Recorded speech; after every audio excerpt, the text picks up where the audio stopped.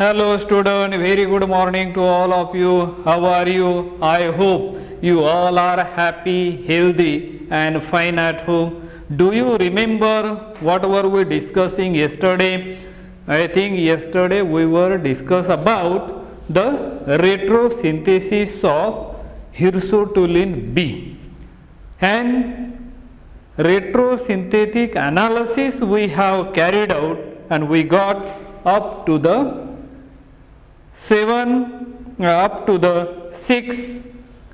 compound which is available in the laboratory, and from that we can start to synthesize the compound. That is the meaning of retrosynthetic analysis. Retrosynthetic analysis means what? Today what we are going to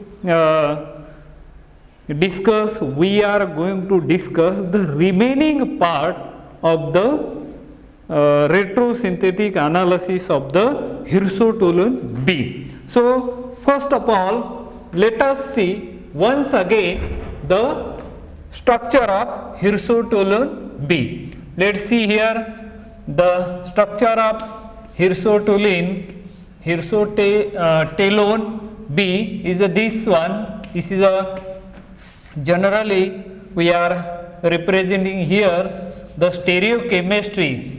Double bond, one double bond here, one of these bond is above where C double bond O, then there will be here generally this thick line indicate which is above the plane, and then there is a 5-membered ring where here C double bond O, amide NH, amide group here, hydroxy OH, and then this is attached to the para, here is a paracyclophane. This is a paracyclophane structure, double bond one here, then there is oxygen, and this oxygen further attached to, so 12 to 13 membered rings is formed over there, and there are 2 hydrogen atom. One hydrogen atom is above the plane over here, this hydrogen atom, and this hydrogen atom should be below the plane.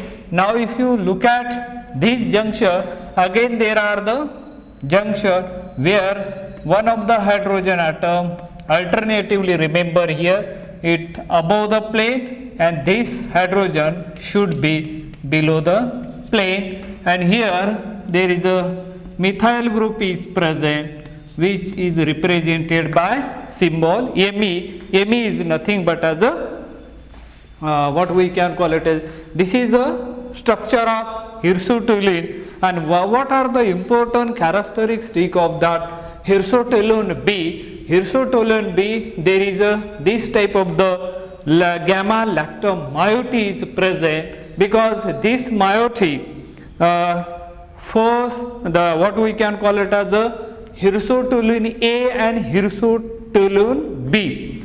The major difference between these two structures, both are the natural compounds and both exhibiting some biological activities which we already described in our previous lecture. The major activity which is shown by this molecule, this is a structure of hirsutolin B which exhibit or which shows or which possess the very important biological activity. It can act or it possess the anti-tuberculosis. So this is the activity present or shown by this molecule, and that's why as a medicinal point of view to study such compound in the laboratory is very significant, or what we can call it as a prominent.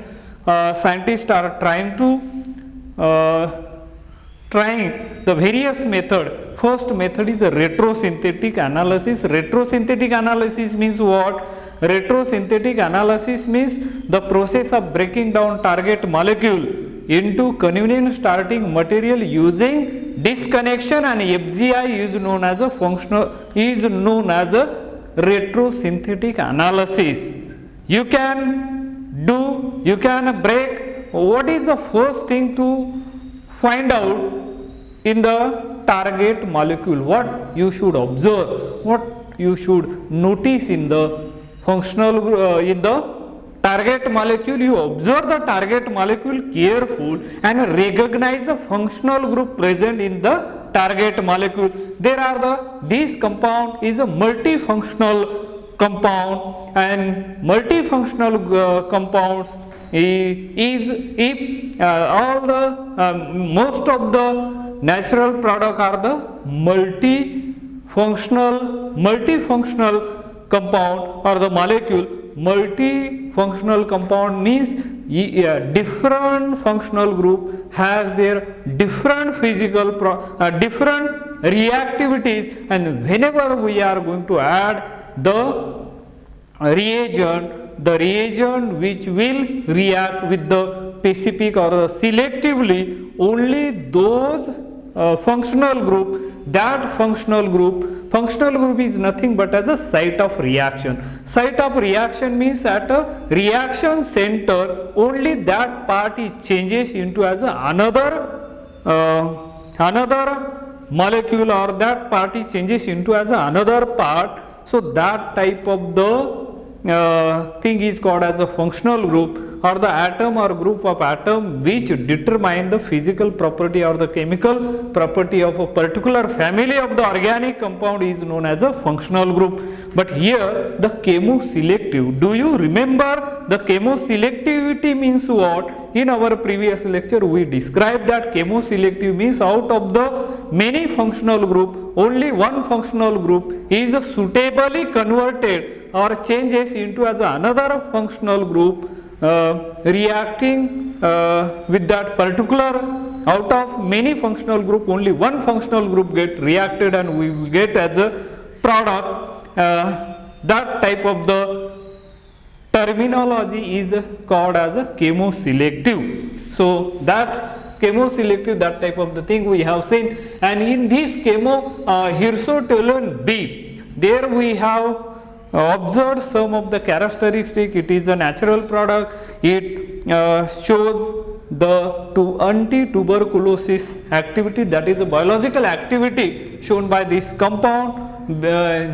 And now here there are 6 what we can call it as a 6 rings are present, and here look at here 3 rings are fused together, that is called as a 656 core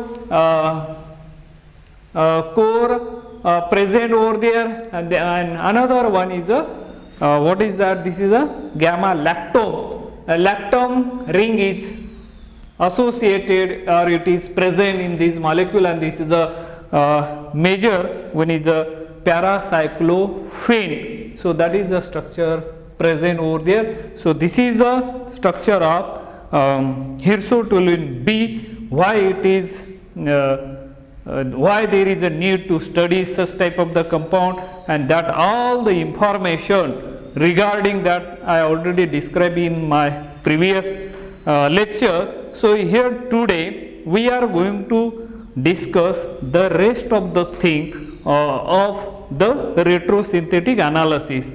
Retrosynthetic analysis, while doing as a retrosynthetic analysis, observe the molecule carefully, recognize the functional group in the target molecule. According to that, we have observed that molecule and we did the retrosynthetic analysis of that hirsutolene B, and their first approach we have seen there is a gamma lactome which is a functional group, where we carried out, we imagine the amide formation or epimerization or hemiaminal formation, that type of the compound we recognized there, and according to that we carried out that step disconnection, and then we got the compound number 2, and that compound number 2 again we did the retrosynthesis where we used the approach that is a Ramberg-Backlund. That approach, after using that approach, we got the compound number 3, and in that compound number 3 we functionalization or cyclization, oxidation, we recognize that functional group over there. From 3 we get as a compound number 4, and in the compound number 4 we have recognized the different functional group where we find the different approaches. One like as a oxidation, second one is a etherification, third one is a Grignard's addition, and after doing all these approaches on the compound number 4, finally we arrived at the structure number 5. That structure number 5 again we carried out, we did the approach like epoxide opening or Diels-Alder cascade. This is a special word used here, cascade. So it is a very beautiful word used here, that is a Diels-Alder cascade, and after doing that Diels-Alder cascade we arrived at the structure number 6, and after that structure number 6 on that we again saw there is a functional group where we can use the approaches like as a Wittig and then steel coupling, and we got the structure number 7, and which are described in a scheme number first, which is a retrosynthetic analysis of hirsutolone B1B, that is a TMS trimethylsilyl, in which these are the description we already described in our previous lecture. The later compound was then retrosynthetically expanded to the less strain 14 membered sulfone rings through a Ramberg-Backlund reaction, where disassembly of cyclic sulfone 3 with excision of the sulfur atom led to diol 4, which is represented in retrosynthetic analysis, and whose further disconnection as shown in scheme first generated tricyclic core 5 as its possible precursor.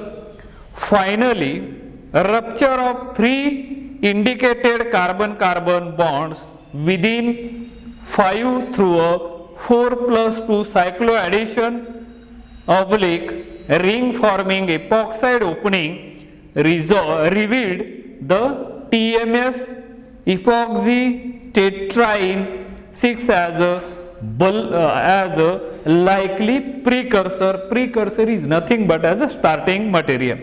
The later compound was expected to undergo the designed sequential ring closure upon activation with suitable Lewis acid to afford stereo selectively the desired 6,5,6 tricyclic core 5. This is the 6,5,6 tricyclic core. This is the core 5. The enantiomer selective construction.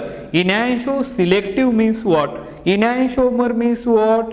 Let us see the general, or what we can call it as a reference compound. While studying as a stereochemistry, we generally using as a enantiomer is a term where the standard reference is considered as a glyceraldehyde. Glyceraldehyde has one chiral center. If you write that glyceraldehyde according to as a Fischer projection formula, so there are the certain rules are there. According to that, the most oxidizable group which is kept on the top, and then rest of the groups are arranged according to the Fischer projection rule, and then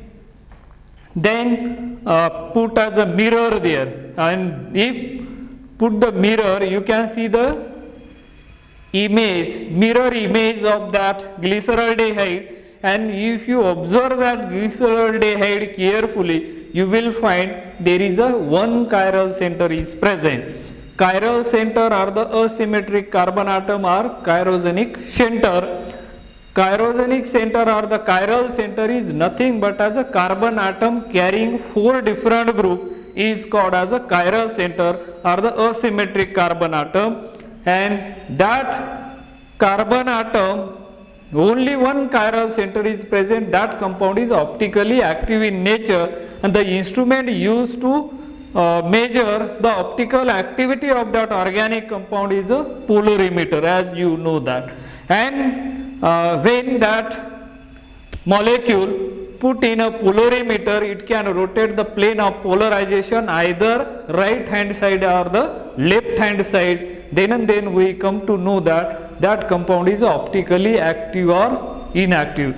If deflection either right hand side or left hand side, it definitely there is a that compound is optically active in nature. And if that compound its a mirror image, it can rotate the plane of polarization left hand. If the compound which is kept on left hand side, it can rotate the plane of polarization right hand side or left hand side, and when its mirror should be rotate in opposite direction, means counterclockwise manner. So that means that the compound is a enantiomers of each other.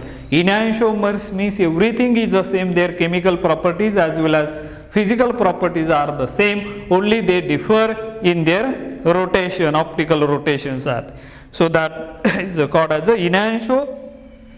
The enantioselective construction of the hirsutolone tricyclic core 5 commences with R plus citronellone 7 and proceeds as summarized in scheme 2.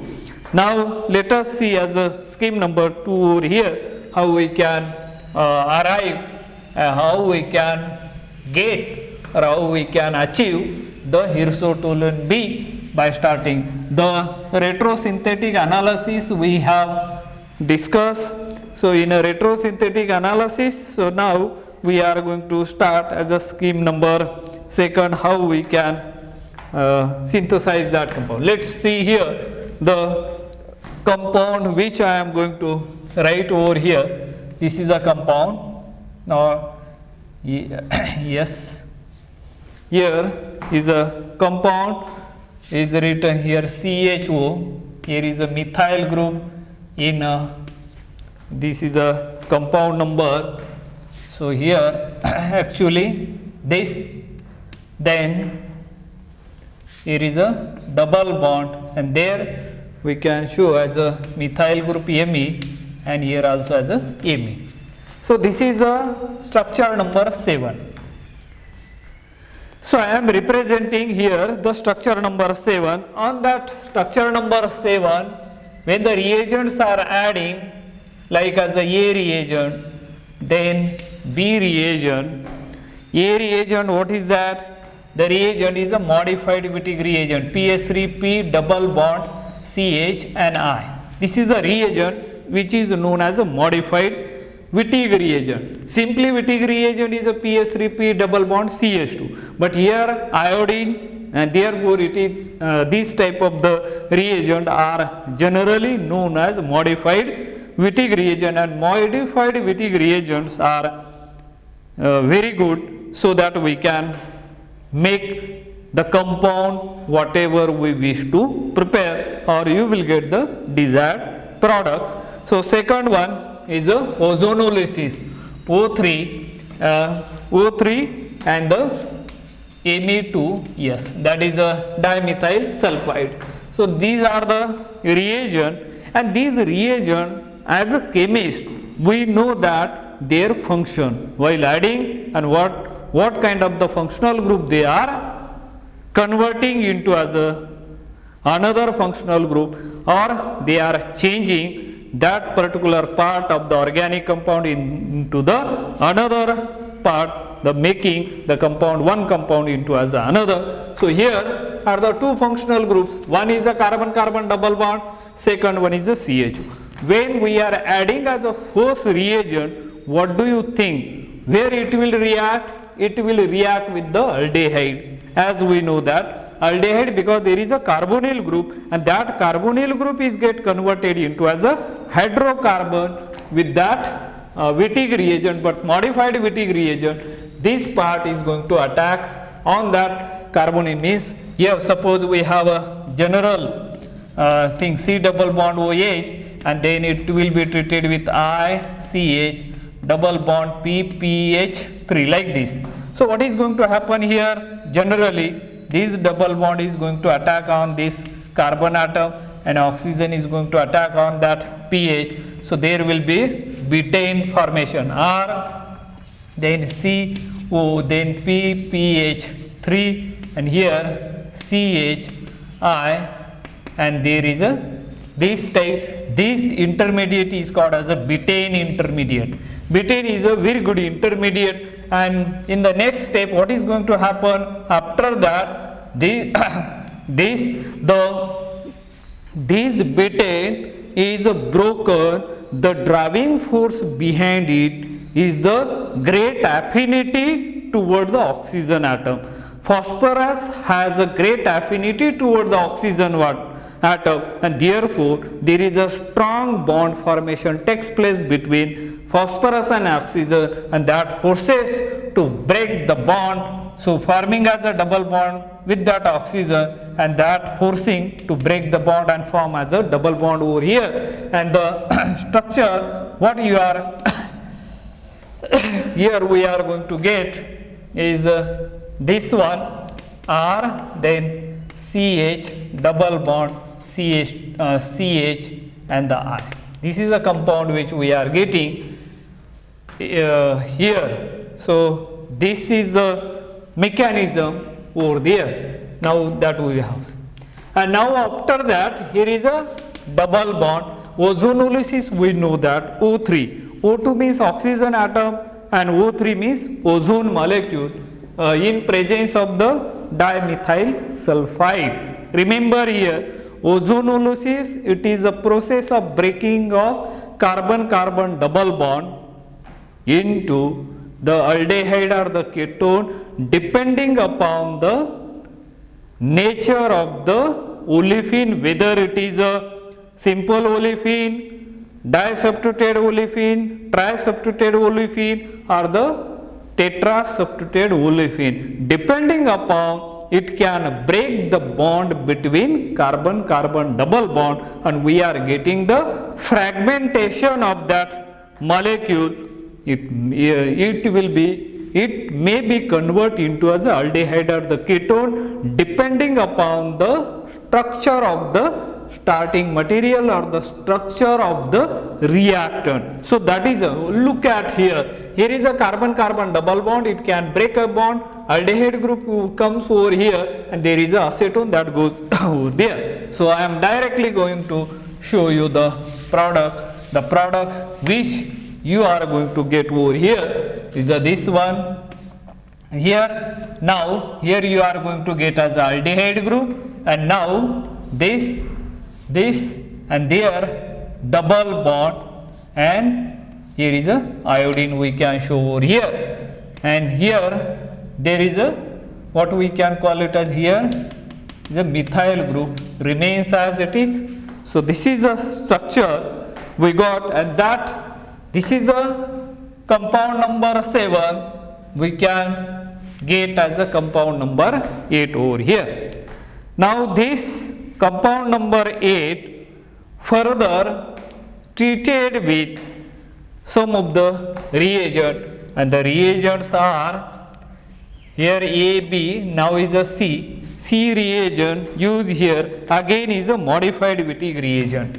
PH3, P double bond CH, then CHO. This is a modified Wittig reagent is used over here. And now then D reagent. D reagent is nothing but as a compound number 9, and that compound number 9 will be this one. This is a structure of compound number 9, 5-membered pyrrole structure, and this just which can be obtained from the this. Here is a pH, here also as a pH, and then we can show over here OTMS. TMS means trimethyl silyl. Then after that, then they have added again modified Wittig reagent. The modified Wittig reagent will be PS3 P double bond CO2 Me. I think something is there. Okay. Now this one modified Wittig reagent PS3P then CO2 Me. This is a modified Wittig reagent is used over there. After adding these reagent, modified Wittig reagent, as we know that here clearly here is a double bond is going to form over there. That aldehyde remains in the terminal position, and then adding this 9. So by adding all these we will get the structure is like this. Let us see the structure we are going to get here will be this one I, then here the structure is not over here. Here the structure we can show double bond here iodine, and this methyl group we can show as it is Me, and then there is a formation of epoxide like this, and then further modified Wittig reagent is added over there, and we will get this compound. The name of this compound will be the 10. So this is a compound number 10 which we got over here. This is a compound number 7, from 7 to 8, and by adding these reagent and the compound number 9 suitably we will get as a compound number 10, and after that 10 we adding here the compound number we are adding as a 11, compound number 11 will be this one NBU3SN, and then there will be double bond, again double bond, and then here is a TMS. This is called as a compound number 11, and that 11 added into the compound number 10, and then E reagent is added, and the E reagent will be the 11, and then E reagent will be this one sulfur 5-membered thiophenol thiophene moiety is added over there, and we will get here CO2Cu, then CuTC, cuprous technetium. So that is the reagent is added, and after adding these reagent 11 and these reagent, we are going to get the compound number is a compound number while adding this. Now this part, upper part of this compound number 10 remains as it is. Whenever we are adding as a compound number 11 and these reagent, the changes are going to occur at this position, and finally what do you get over here by adding all these reagent, so that suitably we are going to get the structure number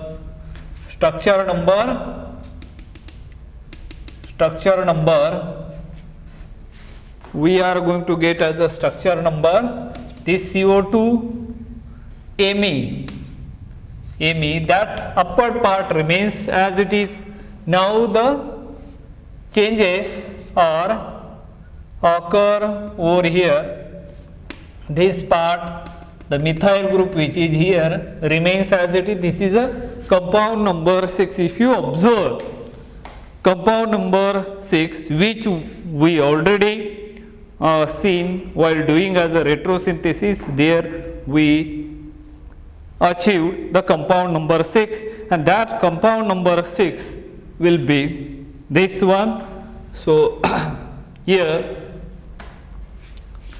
there is a double bond, again double bond, one double bond, here CH2, one double bond, then one more double bond, 1, 2, 3, one more double bond over here, then this TMS. This is compound number 6 which we got over here.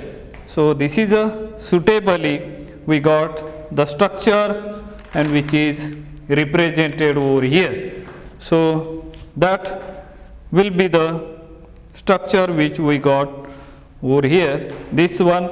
And now up to the 6 we have seen. The rest of, then we are going to add as a reagent F, that is E2 twice AlCl, and what type of the reaction will take place or carry out, and how do we get the remaining structure 5, and then rest of the thing we will see in our next lecture. I think with this let us stop today here. Remaining rest of the part we will see in our next lecture. Thank you. Have a nice day.